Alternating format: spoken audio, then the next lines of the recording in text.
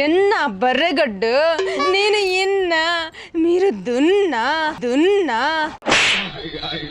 నన్ను గొంతు పట్టి పూడిస్తిరి ఎన్నారే పోలీస్ స్టేషన్కే వంగ పెట్టి గుద్దండి అమ్మడి మరి డాన్స్ ఎన్నా పర్రకొట్టు ఇంత బాగేనా అంతేనా మా తమ్ముడేడి పెద్ద బామ్మర్ది కొండయో కత్రి బామ్మర్దా కొండిగా అన్న వామ్మో ఏం మాట్లాడుతానో పిల్ల సొల్లు అన్నయ్య నల్లకాడ వంగబడియో